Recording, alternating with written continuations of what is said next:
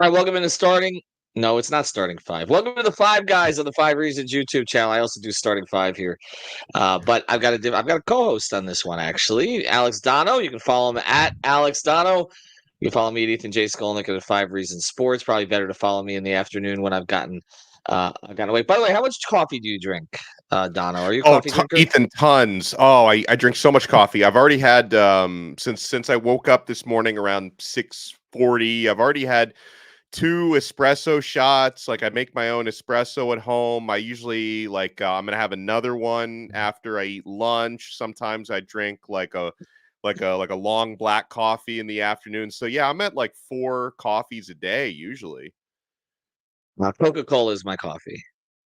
So I have an addiction. I'm not going to say it because then people will say I'm a different kind of addict. But yes, 6 to 8 per day typically. Although I'm trying to cut it down to 2 to 3. Well, you know what I do is I buy the little cans now or the little bottles because then the assumption is that I'm not drinking quite as much. And the thing is, like, they get you because they charge you basically the same. Like if you go to I mean, any of this, you go to Walgreens, Winn-Dixie, Publix, whatever, and you buy like a 12-pack of, the regular cans, or you buy a 12-pack of the mini cans, they're like the same price. But it just makes you feel better until you drink the entire thing in one day. And then you don't feel better anymore. It all ends up the same, but you feel better about it. You feel better about it, but you spent more money, and it runs out quicker. And other than that, it's great. But yeah, never really been a coffee drinker. I've tried. I feel like it's an expensive habit I've avoided, actually. Right? Like, I mean, you doing Starbucks? No, the thing is, it's only expensive if you do like the frou-frou Starbucks concoctions. Like I'm not a big concoction guy. Like I actually enjoy coffee because I feel like the Starbucks people, they're basically just drinking a dessert, and it's not like you get all these crazy mixtures, and also those crazy mixtures have like probably 400 or 500 calories. Like, no, I just like a very simple Italian espresso or Cuban coffee, which are very similar. Cuban coffee has a lot more sugar, so there's a lot of sugar in there. But then, like, when it comes to like regular coffee, I actually enjoy the taste of coffee, so I drink my coffee black. I know most people don't. It ends up just tasting like cream and sugar for most people. I actually enjoy just plain coffee. All right, so there you go. And when you enjoy it that way, it's really not that expensive. Like it's, I mostly make my own, but if I drink coffee out somewhere, I just get a black coffee, which is usually the cheapest thing on any coffee menu. So yeah, I mean, I save some money that way. It's not the pumpkin spice frou-frou latte for $62, waiting for the barista to bring it to you. Anyway, we're not sponsored by a coffee company, but that's probably what I should have done that for, to try to bring one in. Actually, maybe Jimmy Butler wants to sponsor. Would you drink, by the way, before we go, would you ever drink a $20 cup of coffee, even if Jimmy Butler served it to you personally? I would be curious because, like, I know Jimmy is like a big coffee nerd, so I would assume he's like getting the best possible beans, and so yeah, I would enjoy it like plain with no cream and sugar. So I'm actually tasting the expensive beans that he's acquiring. So I would be interested to try it. Sure. All right, it's only available 3/4 of the year, though, sometimes half. Anyway, sorry, that's a Jimmy Butler joke. All right, we're going to talk Dolphins today, though. Before we do, we want to mention a great sponsor of this episode on the Five Reasons Sports Network, Prize Picks. Use the code 5. They've got a new promotion there. New promotion. You put down $5, you play it, they give you 50. It's a 10-to-1 promo they're doing at Prize Picks. That's why we've seen so many more signups of late. So check them out at prizepicks.com. Again, use the code 5, F-I-V-E. You can download it from the Google Play Store, the Apple App Store. As Donno's scrolling through this, you will notice here, if you've been following this, that Tyreek Hill's number has been going up. If you got in there last week, it was 89.5. Somehow he's gotten faster over the last week. It's now 96.5. Tua's number has gone up as well. So I don't know what they know, but basically the props have gone up here. I guess a lot of people must have been playing Tyreek over. Last year was like started playing over at like 71.5. By the end of the year, it was like 105.5 or something like that. So I guess it's probably better to get in at this number than not. You see some of the other numbers. They've also got a Caleb Williams free prop on there for half a passing yard. So assuming that he's starting, which we expect, and will play more than one snap, you would expect him to go over that. So you can play that free prop, play it with something Dolphins, and again, use the code 5. All right, big day here today, Donno. It's cut down day, and I always start with this, okay? is that Dolphin fans freak out about this more than they should. Because in the years that I was covering the Dolphins primarily or just following them since, like there's always like 2 or 3 guys that fans are freaking out about losing, right? Why did they keep this special teams linebacker over this particular player, this player who flashed in camp, etc., this extra receiver? There are so few occasions over the past 25, 30 years since I've been following this where a player that the Dolphins cut ended up contributing greatly elsewhere. I remember there's so few that I remember specific names like Rob Ninkovich, right? Like Rob Ninkovich was like, I don't even think Dolphins fans were afraid of losing him, but he ended up like finding a role with New England, okay, as a pass rusher. And everybody's like, why did you let that guy go? There was an offensive lineman a few years ago that they tried to get back who ended up becoming really good on the Eagles. He became a Pro Bowler, and I can't remember the name offhand. I remember the player you're talking about. Yeah. You know what I'm talking. They actually tried to bring him back. Yeah. There's been others like offensive linemen like Donald Thomas, others who like didn't pan out here, who ended up panning out somewhere else. And then there's always the failed draft pick who gets cut or should get cut and doesn't. Like every year it was like Noah was going to get cut. He didn't end up getting cut. And now he's bouncing around the league, right? Like I saw he was with the Cowboys at one point. Is there anybody you're afraid of losing this time around? I feel like you're going to probably end up losing a running back that can contribute somewhere else, like a Jeff Wilson or a Chris Brooks. So again, like I think this season, Miami actually has a surprising amount of depth, considering we were all worried about the capocalypse and what they ended up in some salary cap situations. Even giving Tua the new deal that they gave him actually provided more flexibility. So you're going to end up losing some offensive players, receivers, and running backs, especially that I think are going to be able to contribute to other teams. But it's just the reality now. Like this team is now deep enough where you're not only cutting scrubs, like you're going to have to be cutting some players who can help teams that you just don't have enough room for. So I guess you would hope, whichever useful players you cut, they don't end up, helping a division rival. Because you brought up examples that ended up going to the Patriots when they were in their glory days, right? I mean, if you cut a player, they end up on the Patriots now. It's probably not going to make much of a difference. But back in the day, you used to cut players who would actually help Belichick win football games, when the Patriots were in their glory days. So, yeah, I mean, I think there could be some guys that you might part ways with today that could help other teams, but I'm not going to stress over it. Scotty actually mentions one of them. Didn't Hogan 7-Eleven? Remember, he got a lot of fame from Hard Knocks, and of course he ended up signing with the Patriots, right? I mean, it was a wide receiver. Why would he not? And he played for the Bills as well. Like he did the whole AFC East tour. Yep. And again, a lot of that was because we saw those players in Hard Knocks that particular season. So they ended up getting a lot of shine. But you mentioned depth, and it's interesting you mentioned depth because this team is weird in the depth department. They have a lot of depth at a couple of positions. They don't have a lot of depth in the offensive line.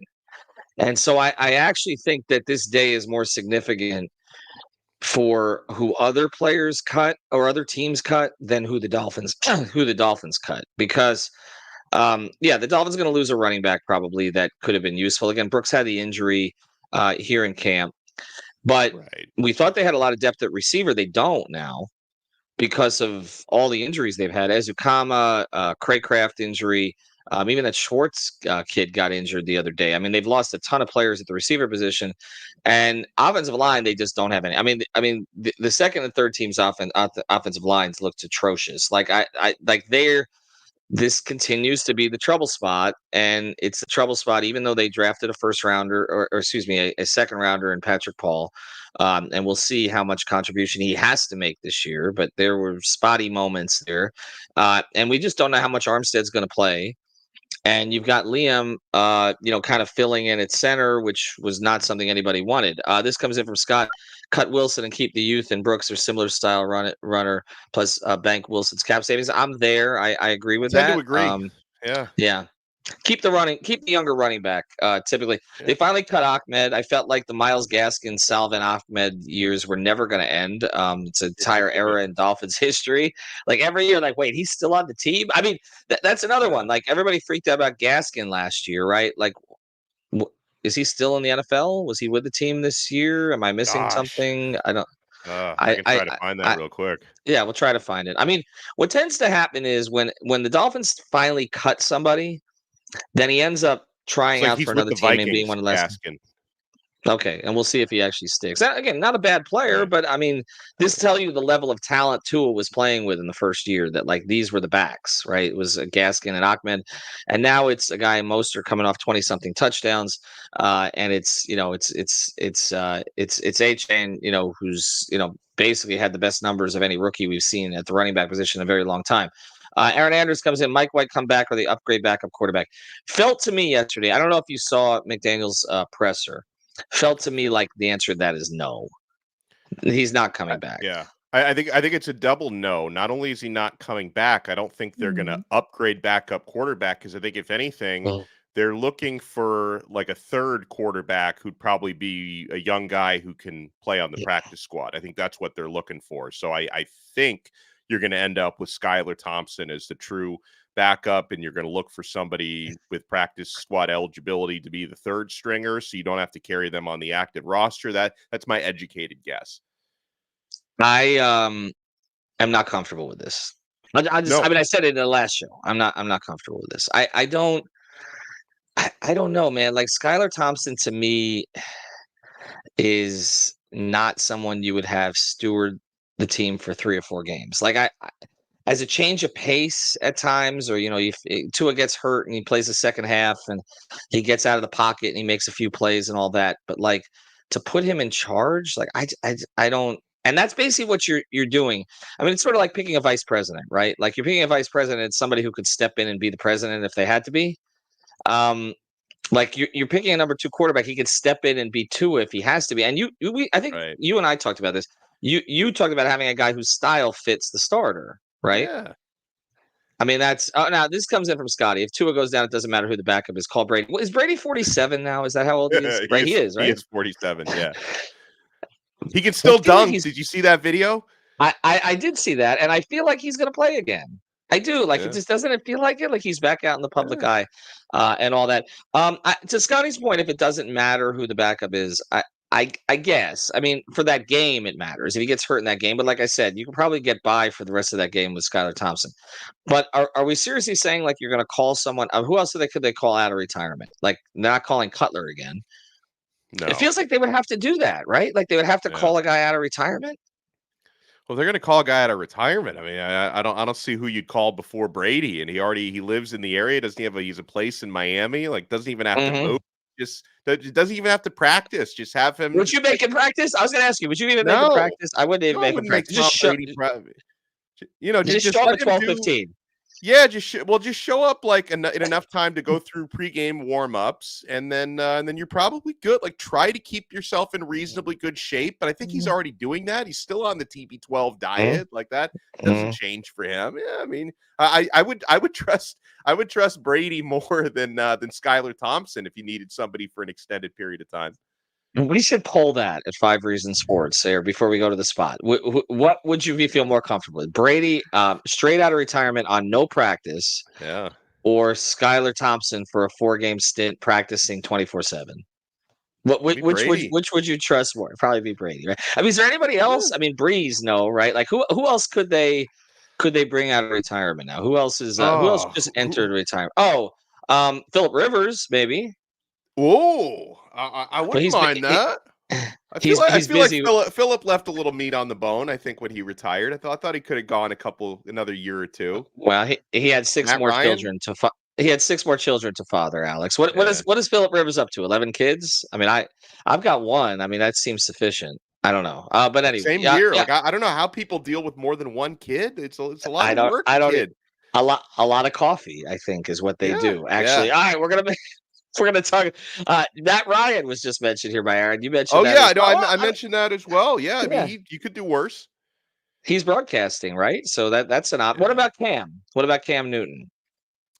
Seems like a bad fit, right? What about Eli or Peyton?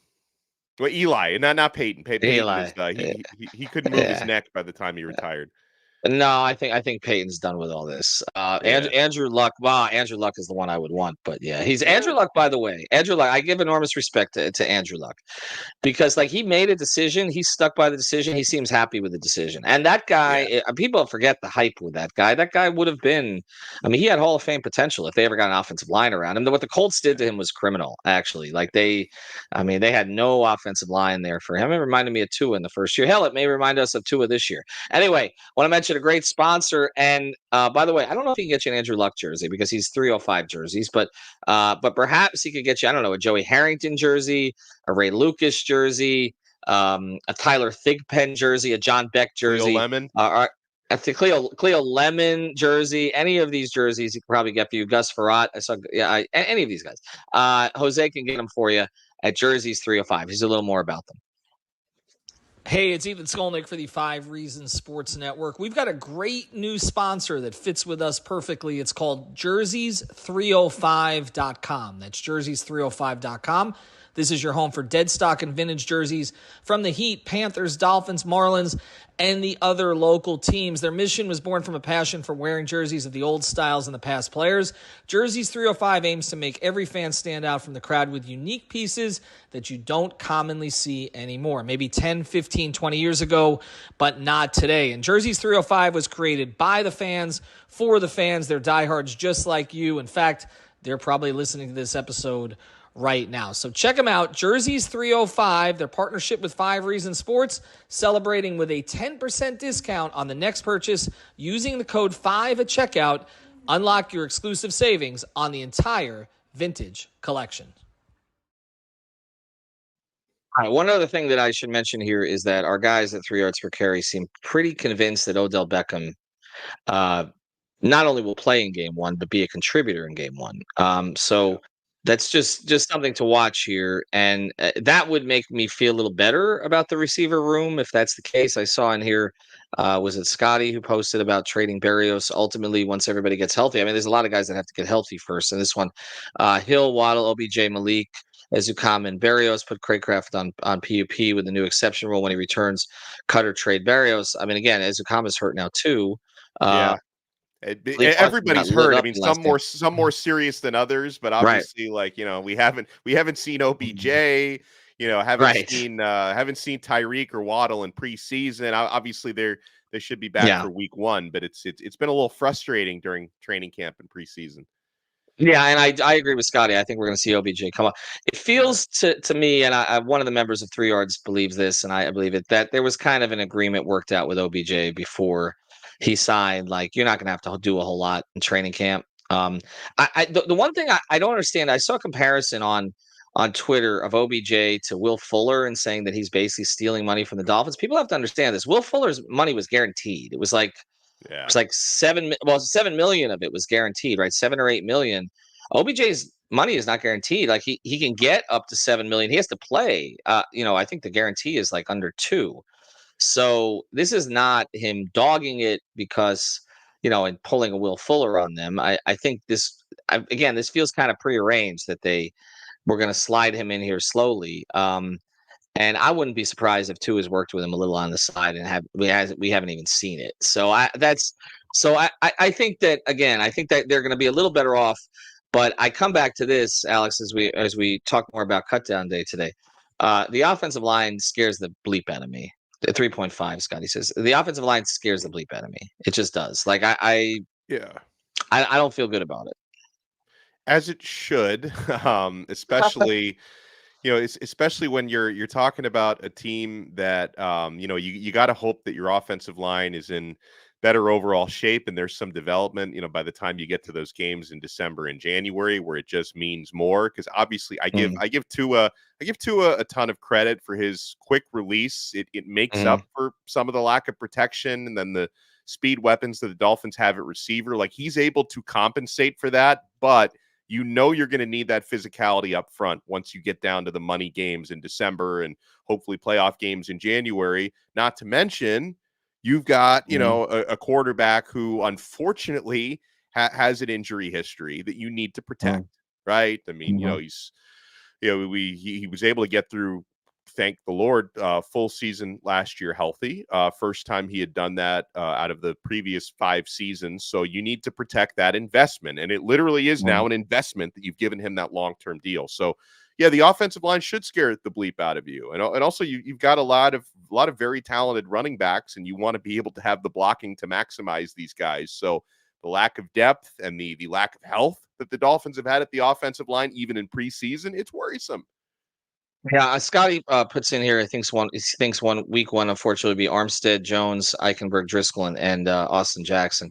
And then asks, when Brewer's healthy, who do you think starts at right guard? I think Eichenberg's going to end up staying on the line. Yeah, somewhere. It just feels like, right. It feels. I mean, McDaniel's constantly pumping him up, so I do feel like he stays in there. But I think the loss of Robert Hunt is going to get felt more than maybe we've discussed. I mean, you knew kind of what you were getting from him, and particularly in the run game. And I'm concerned about what that's going to look like this time around. And also, Smith's going to have to block too, because one of the things that Durham Smythe, who is crazy to me that he was to his number 3 target last year, because he's not really a receiving threat in any significant way. But Smith's going to have to block, because they're going to need all of that help. Not just extra protection for Tua, but also in the run game. One of the things I do like that McDaniel's receivers do is these receivers will block. Like they will make an effort. I know Hill and Waddle aren't the biggest guys, but they will block. And you said it, Alex. I think ultimately all Dolphin fans really care about is, are Hill and Waddle healthy going into game one? Yeah. Right. And then it's okay. But my worry here is that we know they always miss a series or two. Like they do. Like there's a pull this, there's a pull that. Waddle gets lit up. And so then it's like, okay, who's on the field when they're not? And that's kind of why the receiver depth matters. It's not because they need somebody else to necessarily start 3 wide. Smith will probably take a lot of those reps, but it's when Hill and Waddle miss time, does the field get squeezed on Tua, and then you start to squeeze internally. Let's switch over to the defense real quick before we go, Alex. And thanks to our sponsors, Jerseys 305, Prize Picks. Use the code 5. Anything you're concerned about there? Or are we just waiting on health? Or full health from the pass rushers? And I mean, I think Chop has shown, something in camp so far. So where are you with that? Just hoping speediest of recoveries for Jaylen Phillips, which seems to be happening. He's been rocking all of the timetables for Bradley Chubb as well. And then, I'm cautiously optimistic for Chop. Chop, it was a little quiet in the preseason, but preseason doesn't tell the whole story. The practices mean a lot more, and it seems like he was a lot louder in training camp than he was in the preseason action that he got. Like I know in the 3rd game was very quiet. I kind of forgot that Chop was even playing at times. And in the 2nd game, he did have that big tackle for a loss. Other times when he didn't set the edge very well, didn't do the best of work. But I'm optimistic for Chop. Obviously the defensive secondary, it's going to be different without X, but I'm optimistic there. So yeah, I mean, for me, it's just about getting back to full health with the defensive front, because I think the Dolphins can be one of the more dangerous pass rushing teams in the NFL. It's just a matter of kind of getting all the bodies back there. Yeah, and I'm with Scotty on the hardest group prediction being defensive line, particularly defensive tackle. They signed a lot of like B- players basically, and or maybe guys we thought were C+ players who played like B- players during camp, and so they have some depth there, but they don't have like, other than Sealer, they don't have like a clear guy. And I'm curious to see who pops there. I liked the Campbell signing a lot. I just always caution people when you sign a vet for leadership, like you're signing him for leadership. Like I think he can still play a little bit, but over the course of the season, he's probably going to miss time. And you have to manage those guys as you go forward. The Dolphins have done a lot of those kind of vet signings over the years. And again, some have worked out. We do a lot of stories about leadership and locker room and all the rest of that. And then the production doesn't tend to be, because again, you start to get into your mid 30s. It gets complicated to even wake up in the morning. But yeah, Scotty says Sealer, Jones, Campbell, then who? I think Gallimore, Hand, and Peel. Well, certainly Gallimore. He's definitely pumped. Yeah, for sure. During this camp. All right, we'll see what happens at 4:00. Lewis Sung tonight has Pulse of Phins Nation, so he'll wrap the whole thing up for you. Inside Leverage show tomorrow. Also, I'll be on starting 5 tomorrow morning. So lots of Dolphins coverage as we go forward. Also, make sure you catch up with the 5 on the floor. Top 40 in Heat history. I don't know. Greg went with Anthony Mason at 24 yesterday. That's well, you guys don't like our Tyler Hero at 16. So yes, I know. Lots of stunned and Dragic over Haslam. That one didn't go over well either. But anyway, oh my god, I love them both, but oh man, I know. Well, if I could do that one over again, but it was 9 and 10. So what are you going to do? Anyway, all right. Thanks to Alex. Thanks to our listeners, our viewers, or certainly those who comment here. We appreciate it. And again, we'll have plenty of Dolphins coverage throughout the week.